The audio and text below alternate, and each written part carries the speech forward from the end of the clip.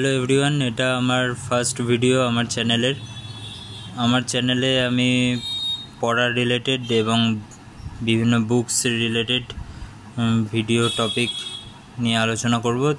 যদি আপনাদের পছন্দ হয়ে থাকে তো চ্যানেলকে প্লিজ সাপোর্ট করে দেবেন।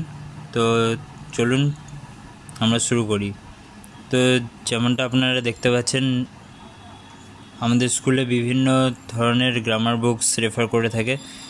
তো আমার মতে যেটা এই পিসি দাসের এই জুনিয়র বুক আর পিসি দাসের এই যে অ্যাডভান্স গ্রামার বুকটা আছে, মানে এটা হচ্ছে জুনিয়র বুক, এটা হচ্ছে সিনিয়র গ্রামার বুক। তো এই দুটো বুক কিনলে আর আমার মনে হয় না লাইফে আর কোনো গ্রামার বুক কেনার দরকার আছে, কারণ আপনারা দেখতে পাবেন যে এই বুকস দুটোতে গ্রামারের যাবতীয় সব টপিক আলোচনা করা আছে। সূচিপত্র দেখলে দেখাচ্ছি আপনারা বুঝে যাবেন।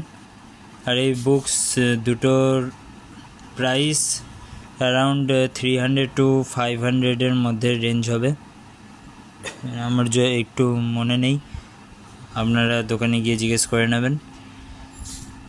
তো আমি যেটা দেখাই সূচিপত্র ফার্স্টে, এখানে আপনারা দেখতে পাচ্ছেন এটা যেহেতু জুনিয়র বুক, তো এটা ছোটদের জন্য। আমরা দেখে থাকি যে ছোটদের যে সিলেবাসটা আছে সেখানে সাধারণত এই টপিকগুলো দেওয়া থাকে সিলেবাসে স্কুলের।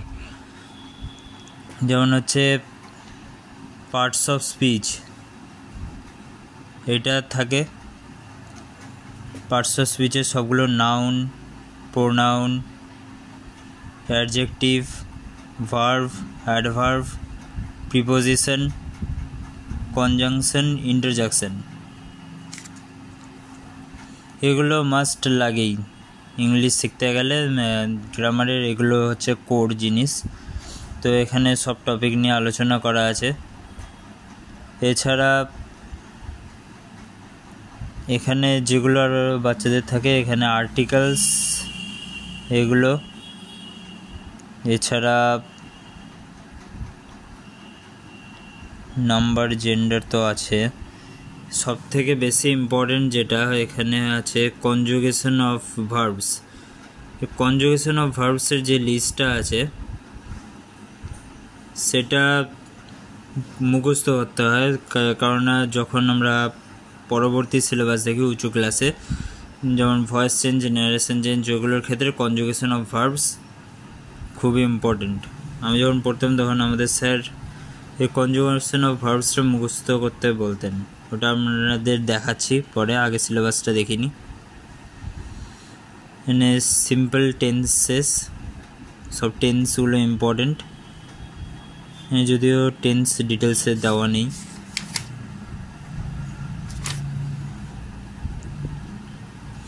এখানে কাইন্ডস অফ সেন্টেন্সেস, সেটাও ইম্পর্টেন্ট। আর সিম্পল ন্যারেশন,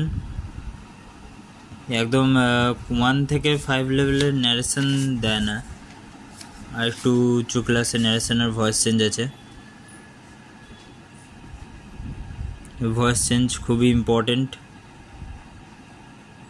আর জয়েনিংটা একটু উঁচু ক্লাসের, তো জয়েনিংটাও ইম্পর্টেন্ট। তো মোটামুটি যেগুলো ইম্পর্টেন্ট বেশি সেগুলো আপনাদের দেখালাম। এখানে পার্টস অফ স্পিচের যাবতীয় যতগুলো আছে, আর্টিকেলস, এদিকে সিম্পল টেন্স দেওয়া আছে, conjugation of verbs, kinds of sentences মানে simple, complex, compound sentence, simple narration, এদিকে ভয়েস চেঞ্জ, জয়েনিং। আর একদম ছোট যাদের তাদের এগুলোরও দরকার হয়, যেমন gender of nouns, number of nouns and pronouns, countable and uncountable. যদি আপনাদের বাচ্চাদের আপনার ডিটেলসে পড়াতে চান গ্রামার, তো এগুলো খুবই ইম্পর্টেন্ট। আর যদি আরও ডিটেলসে পড়াতে চান তাহলে সবই পড়াতে হবে, যেগুলো মার্ক করলাম না আমি। তো এখানে আপনারা দেখতে পাচ্ছেন সবগুলো টপিক আলোচনা করে দেওয়া আছে। তো সবথেকে বেশি যেটা ইম্পর্টেন্ট আমার মনে হয়, কনজুগেশন অফ ভার্বসটা সব বইতে আপনারা পাবেন না। এটা আপনাদের খুলে দেখিয়ে দিচ্ছি। কনজুগেশন অফ ভার্বস,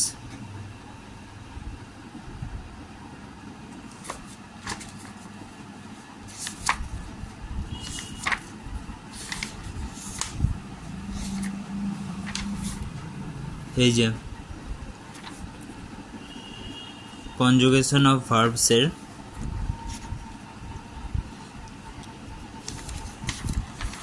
এখানে যতগুলো লিস্ট দেওয়া আছে আপনারা দেখতে পাচ্ছেন। Present form, past form and past participle ফর্মে দেওয়া আছে। তো এগুলো আমাদের স্যার এরমভাবে মুখস্থ করতে বলতো, অ্যাডেড, অ্যালাউড, অ্যাপিয়ার্ড, এরমভাবে ডেইলি মুখস্থ করতে বলেছিলেন আমাদের স্যার, কারণ এগুলো ভয়েস চেঞ্জ আর ন্যারেশন চেঞ্জে খুবই ইম্পর্ট্যান্ট। এখানে যতগুলো পেজ দেওয়া আছে আমাদের স্যার রোজ দিন আমাদের লিখতে দিতেন না দেখে, আপনারা দেখতে পাচ্ছেন। তো এগুলো যেগুলো আছে এগুলো আপনারা সব বইতে পাবেন না। স্কুল থেকে যে বইগুলো বুক লিস্টে রেফার করা থাকে ওইগুলোর থেকে এই বুকটা অনেক গুণ বেশি ভালো বলবো। আর যেটা বলতে হয় যে বুক লিস্ট তো বছর পর বছর চেঞ্জ হতেই থাকে। তো ইম্পর্টেন্ট টপিকটা আপনাদের দেখালাম, যেটা কনজুগেশন অফ ভার্বস। এখানে অনেকের প্রবলেম থাকে, যার জন্য অনেকে গ্রামার পরে শিখতে পারে না। এছাড়া ন্যারেশন চেঞ্জ একটু উঁচু ক্লাসের, যেহেতু একটু দেখিয়ে দিই।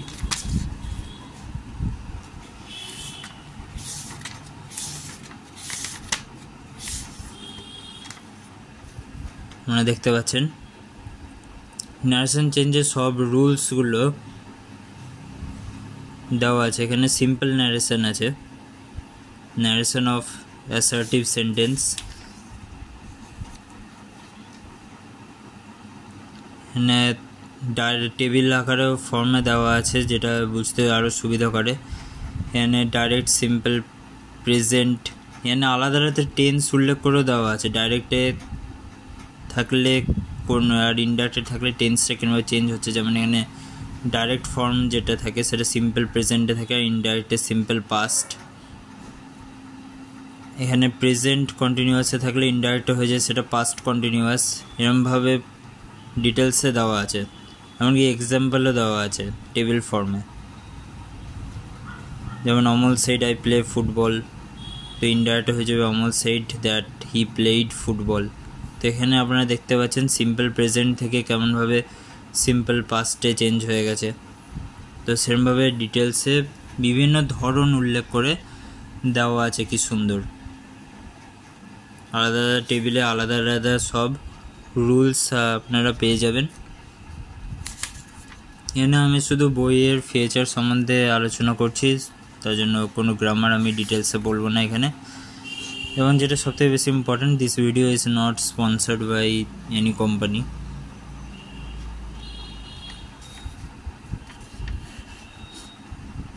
এখানে আলাদা আলাদা অ্যাপ্লিকেশান সব তুলে ধরা আছে। ন্যারেশন ফর এক্সক্লেমেটরি সেন্টেন্সের আলাদা হয়, অপটিমেটিভ সেন্টেন্সে আলাদা রুল হয়, অ্যাপ্লাইড সেকশন ফর রিপোর্টিং, বিভিন্ন ধরনের ফর্ম আপনারা পেয়ে যাবেন, ডিটেলসে উল্লেখ করা থাকে এই বইতে, যেটা অন্য বইতে সাধারণত মিস করে যায় বা সেরকম সাজিয়ে গুছিয়ে লিখতে পারে না। খুবই সুন্দর বই এটা, তার জন্য বলছি। এখানে এক্সারসাইজও কি সুন্দর দেওয়া আছে, আপনারা দেখতে পাচ্ছেন। এরপর আসছি ভয়েস চেঞ্জে আপনারা দেখতে পাচ্ছেন কি সুন্দর একটা ডায়াগ্রামের মতো করে দেওয়া আছে। সাবজেক্টটা অবজেক্ট হয়ে গেছে, অবজেক্টটা সাবজেক্ট হয়ে যাবে, ভার্বটা একই থাকবে, শুধু ভার্বের আগে একটা বি ভার্ব বসবে। তো এখানে ভয়েস চেঞ্জের রুলটা খুব সুন্দরভাবে এক্সপ্লেন করে দেওয়া আছে, অ্যাক্টিভ ভয়েস আর প্যাসিভ ভয়েস। আপনারা যদি ডিটেলসে নাও পড়েন তাও এই উপর থেকে এই বক্সগুলো দেখেও আপনারা শিখতে পারবেন। এনে বক্স আকারে I do this work is done by me সুন্দর আছে। এখানে প্রোনাউনের ফার্স্ট পার্সনে, সাবজেক্ট আই, উই, অবজেক্ট সেটা মি, আইটা মি হয়ে যাবে, উইটা আস হয়ে যাবে। সেকেন্ড পার্সনে ইউটা ইউই থাকবে, থার্ড পার্সনে কিরমভাবে চেঞ্জ হবে সব দেওয়া আছে এখানে। টেন্স অনুযায়ী ভয়েসের পরিবর্তন আপনারা দেখতে পাচ্ছেন। অ্যাক্টিভে I do it, continuous I am doing it, doing হলে বি ভার্ব বসবে, পারফেক্টে হ্যাজ হ্যাভ এগুলো বসবে। খুব সুন্দর বক্স আকারে সংক্ষিপ্তভাবে দেওয়া আছে, এছাড়া কথায়ও লেখা আছে ভালো করে, কি সুন্দর। He loves me, I am loved by him. আরও কিছু উদাহরণ দিয়ে দেখানো আছে। টেন্সও উল্লেখ করে দেওয়া আছে। প্রেজেন্ট কন্টিনিউয়াস কীরমভাবে হবে, অ্যাক্টিভে থাকলে কী ফর্ম থাকবে, ইজ এম আর হবে প্লাস ভার্ব প্লাস আইএনজি। আর প্যাসিভে হয়ে গেলে বি ভার্ব প্লাস বিং যোগ হবে প্লাস ভার্বের পাস্ট প্রিন্সিপাল। তবে আপনারা দেখতে পাচ্ছেন যে টেন্স উল্লেখ করে যে সেন্টেন্সের কনস্ট্রাকশন সেগুলো কি সুন্দর দেওয়া আছে। ইয়েস আর নো কোয়েশ্চেন আকারে যদি কোনো থাকে সেক্ষেত্রে আলাদা রুল থাকে ভয়েস চেঞ্জের, আপনারা জানেন। তো এরকম বিভিন্ন রুলস আছে, এখানে আপনারা এক্সারসাইজ পেয়ে যাবেন। এখানে এমনকি বাংলাতে লেখা আছে সেটাকে ইংলিশে লিখতে বলছে, তার মানে আপনারা একরকমভাবে এক্সারসাইজ করলে এখান থেকে স্পোকেন ইংলিশও শিখতে পারছেন। শুধু যে গ্রামার শেখা হচ্ছে তা না, স্পোকেন ইংলিশও এক ধরনের শেখা হচ্ছে বলা যেতে পারে। তো এরমভাবে এটা বইতে কিরমভাবে দেওয়া আছে ফিচার্সগুলো সেগুলো দেখানোর জন্য বললাম। সবগুলো তো বলা পসিবল না, আর সিলেবাস আর ইন্ডেক্স আপনাদের দেখিয়ে দিলাম যে ছোটদের জন্য কি কি ইম্পর্টেন্ট। এছাড়া এখানে আছে ট্রান্সলেশন পার্ট, যেখানে uses of articles, uses of pronouns, adjective, সেগুলো অতটা ইম্পর্টেন্ট না। টেন্স, ভার্ব, WH কোয়েশ্চেনটা ইম্পর্টেন্ট। ইন্ট্রোডাক্টরি দেয়ার, ইন্ট্রোডাক্টরি ইট, এই ইন্ট্রোডাক্টরি দেয়ার, ইন্ট্রোডাক্টরি ইট এগুলো সিলেবাসে উল্লেখ যদিও না করে দেওয়া থাকে, তবে সেন্টেন্স কনস্ট্রাকশনের ক্ষেত্রে আপনারা বিভিন্ন ক্ষেত্রে এর প্রয়োগ দেখতে পাবেন। ট্রান্সলেশন অফ প্যাসেজেস, এই বুকসে শুধু যে গ্রামার শেখানো হয় তা না, স্পোকেন ইংলিশও শেখানো হয়, সঙ্গে কিভাবে গ্রামারটাকে অনুভব করা যায় ডিটেলসে, একটা সেন্টেন্স কীভাবে তৈরি করা হয়, মানে ইংলিশ বলাটা শেখানো হয় ডিটেলসে। যদি আপনার গ্রামারটা ভালো করে শিখে যান তাহলে ইংলিশে নিজে থেকে ইংলিশ সেন্টেন্স কনস্ট্রাক্ট করা শিখে যাবেন। তো এগুলো, এরপরে আছে 500 অ্যাকশন ওয়ার্ডস, 243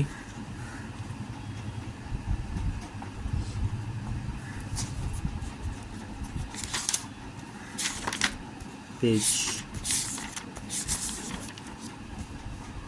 500 অ্যাকশন ওয়ার্ডস আপনারা দেখতে পাচ্ছেন। বিভিন্ন অ্যাকশনের ব্যাপারে লেখা আছে, add, is adding, added, acts, acting, acted, aims, aiming, aimed, মানে বিভিন্ন ধরনের অ্যাকশন সম্বন্ধে এবং তাদের টেন্স অনুযায়ী কীরকমভাবে পরিবর্তন হচ্ছে সেটাকে একটা সেন্টেন্সের মধ্যে ওই এক্সাম্পল দিয়ে কি সুন্দর করে বলে দেওয়া আছে, কারণ আমরা অনেক সময় ভার্বে কনফিউজ হয়ে যাই যে কোথায় কোন ভার্বটা ইউজ হবে। এছাড়া আমাদের সিলেবাসে যেটা দেওয়া থাকে, যেটা হচ্ছে composition, like letter writing, paragraph writing, story writing, describing a process. Describing এর প্রসেসটা আমাদের সিলেবাসে দেওয়া থাকে না সাধারণত, আমাদের এই তিনটি দেওয়া থাকে, লেটার, প্যারাগ্রাফ, স্টোরি, এগুলোই থাকে। তো এগুলো ইম্পর্টেন্ট। তো ফার্স্টে লেটার রাইটিংয়ে কী কী ফিচার্স আছে এই বইটাতে সেটা আমরা আপনাদের দেখাচ্ছি।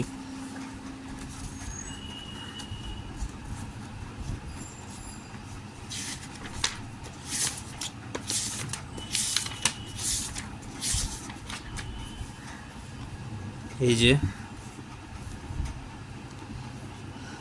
ডিফারেন্ট টাইপস অফ লেটার্স বলে দেওয়া আছে। ফার্স্টেই লেটার্সে কী কী টাইপ হয় সেটা উল্লেখ করে দেওয়া আছে, যেমন পার্সোনাল লেটার হয়, অফিসের লেটার আলাদা হয়, বিজনেসের লেটার আলাদা হয়, আলাদা আলাদা লেটার সম্বন্ধে দেওয়া আছে, এটা খুবই গুরুত্বপূর্ণ ব্যাপার। এবং একটা লেটারের কী কী পার্ট হয়, যেমন heading, date, salutation, body of the letter, ending or leave taking, signature of the sender, address of the receiver, যেটা আমরা এগুলোর মধ্যে কিছু কিছু জিনিস আমরা হয়তো মনে থাকে না আমাদের, অথবা লেখার সময় ভুল করে ফেলি। তো এখানে ডিটেলসে আপনারা এটা যদি শিখে যান তাহলে নিজে থেকে চিঠি লিখতে পারবেন, মুখস্থ করার দরকার হবে না, প্রথম মুখস্থ করতে হতে পারে বাচ্চাদের। এখানে আপনারা দেখতে পাচ্ছেন কি সুন্দর একটা চিঠির এক্সাম্পল দেওয়া আছে, তার সঙ্গে কোনটাকে হেডিং বলে, কোনটাকে স্যালুটেশন বলে, কি সুন্দর দেওয়া আছে। এটা আপনারা সব বইতে পাবেন না দেখতে, গ্যারান্টি দিয়ে বলতে পারছি এই ফর্মটা থাকবে না সব বইতে। তো আপনারা দেখতে পাচ্ছেন যে কত সুন্দর বই এটা। এখানে এক্সাম্পল দেওয়া আছে কি সুন্দর, এখানে অনেক এক্সাম্পল দেওয়া আছে, অনেক চিঠি দেওয়া আছে। আপনাদের সিলেবাসে যে যে চিঠি উল্লেখ আছে সেগুলো আপনারা এখানে পেয়ে যাবেন অনেকগুলি, আর না পেলে আপনারা নিজেরাই কনস্ট্রাক্ট করতে পারবেন যে কোনো লেটার।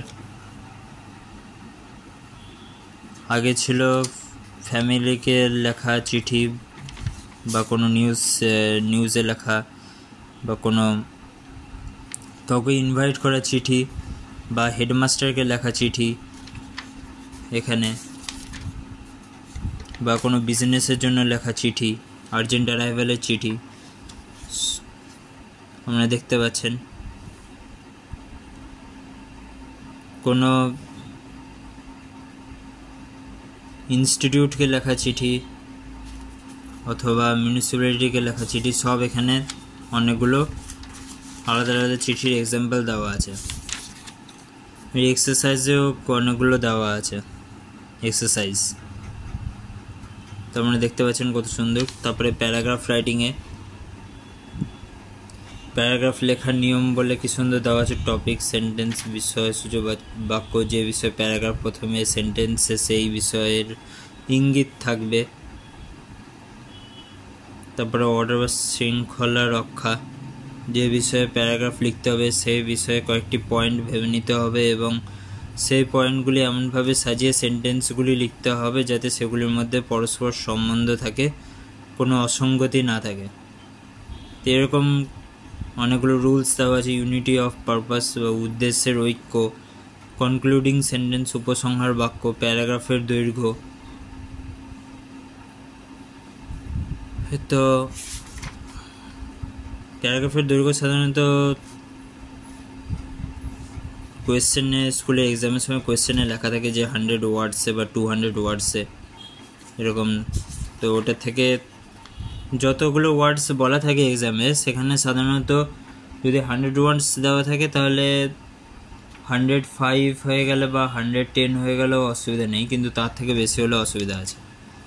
বা 100 থেকে 5টা বা 10টা ওয়ার্ডস কম হলেও অসুবিধা নেই, কিন্তু তা থেকে কম হলেও মুশকিল আছে, নাম্বার কেটে নিতে পারে। আর বেশি লিখলে তো নাম্বার দেবে না।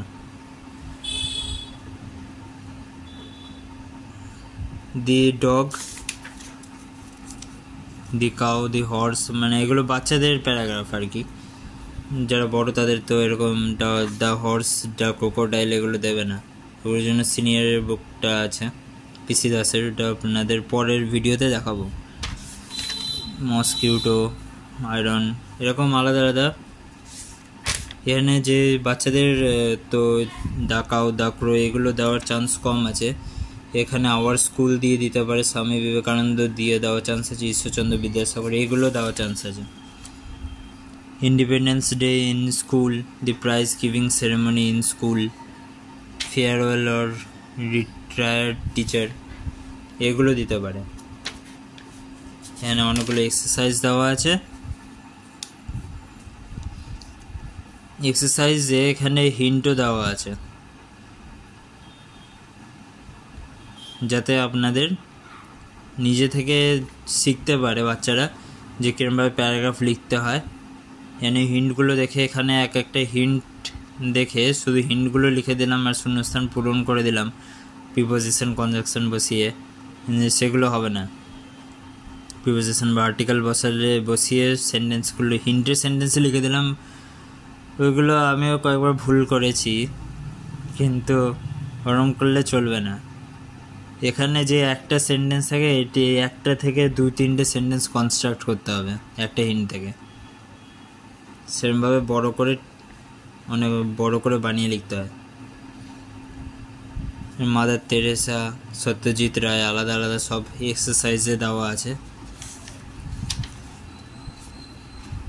দিয়ে হচ্ছে স্টোরি রাইটিং। সেখানে স্টোরি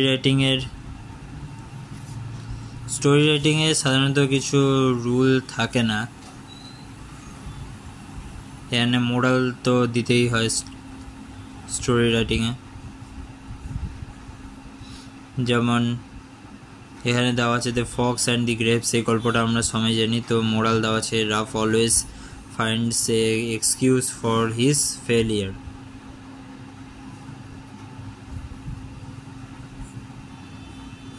তো এখানে যে কোয়েশ্চেনটার বাংলাটা দেওয়া আছে, এখানে ওয়ার্ডস নোটসের মানে দেওয়া আছে, কিন্তু এটার মানে দেওয়া নেই। কেননা এখানে বইটাতে এই জিনিসটারও খেয়াল রাখা হচ্ছে যে স্টুডেন্টরা যাতে নিজেরা ভাবতে পারে, নিজেরা ভাবতে চেষ্টা করে, আগ্রহী হয়, তাই জন্য সবগুলোর মানে করে দেওয়া নেই। অবশ্য সবগুলো মানে করে দিলে আরেকটা জিনিস হতো, যেটা বইটা আরও মোটা হয়ে যেত এবং বইয়ের প্রাইস আরও বেড়ে যেতে পারতো, কিন্তু সেটা করেনি এখানে। A greedy dog, the crow and the pitcher, যতগুলো ধরনের স্টোরি পসিবল দেওয়া। Main story, popular stories, the hare and the tortoise, সব স্টোরি দেওয়া তো পসিবল না একটা বইতে। The boys and the frogs, who is the bell the cat, who is to bell the cat, বেড়ালের গলায় ঘন্টা কে বেঁধেছে, হিডেন ট্রেজার, এগুলো সব উল্লেখ করে দেওয়া আছে। আর ডিসক্রাইবিং প্রসেসটা তো আমাদের সিলেবাসে থাকে না, আমাদের সময় তো ছিল না। এখন সিলেবাস যদি চেঞ্জ হয়ে থাকে তো আমার জানা নেই সেটা। তো এছাড়াও ভোকাবুলারি টেস্ট অ্যান্ড রাইটিং টেস্টের আকারে অনেক কিছু আছে। Oral test, conversation, spoken English, বলছে না স্পোকেন ইংলিশও শেখানো হয়, সেন্টেন্স প্যাটার্নস, অনেক কিছু দেওয়া আছে। তার মধ্যে কনভারসেশনটা দেখবো একটু, কারণ কিছু ক্লাসে কয়েক সময় কনভারসেশন রাইটিংও থাকতে পারে। 369 পেজে আছে।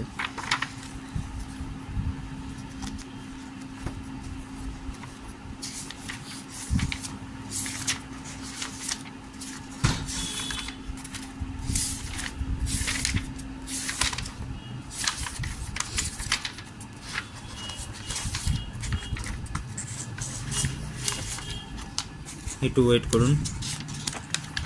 পেজটা পাল্টে নিই।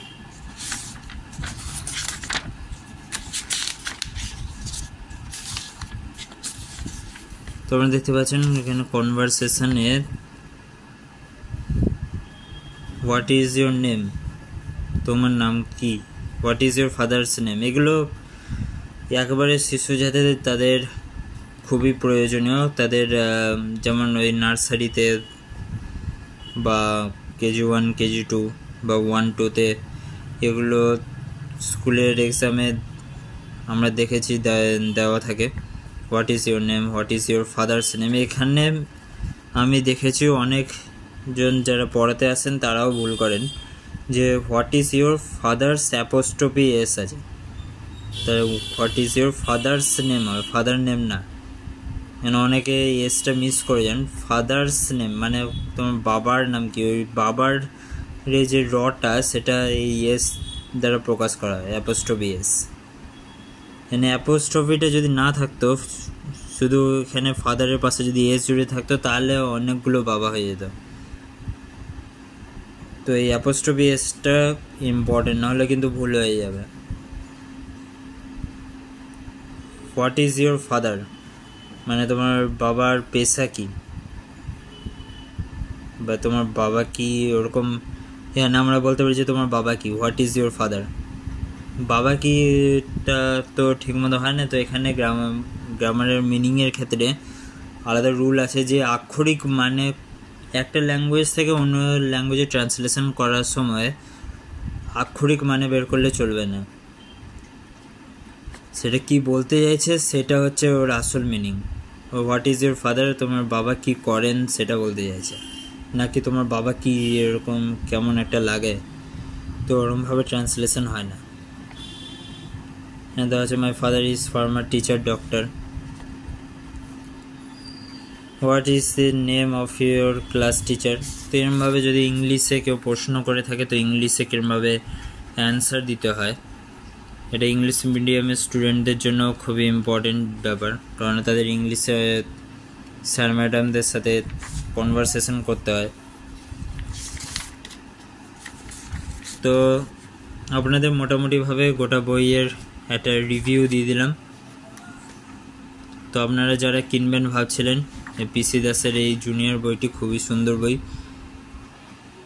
এটা কিনলে আপনার বাচ্চাকে নিচু ক্লাসে অন্তত অন্য કોઈ বই কিনতে হবে না। আর পিসি দাস সিনিয়রের যে বইটা আছে, এটা তো পিসি দাস জুনিয়রের বই, পিসি দাস সিনিয়রের বইটা আমি নেক্সট ভিডিওতে রিভিউ নিয়ে আসছি। তো আপনাদের যদি রিভিউটা ভালো লেগে থাকে তাহলে কমেন্টে লিখবেন যে আপনাদের কিসের ওপর ভিডিও চাই, কোনো পড়া রিলেটেড বা কোনো বুকস রিলেটেড। আর আমার চ্যানেলকে সাপোর্ট করবেন, লাইক করবেন, আর চ্যানেলকে প্লিজ সাবস্ক্রাইব করবেন, কারণ পরবর্তীকালে আরও গুরুত্বপূর্ণ ভিডিওস আমি নিয়ে আসব। তো ততক্ষণের জন্য বাই বাই, দেখা হচ্ছে পরের ভিডিওতে।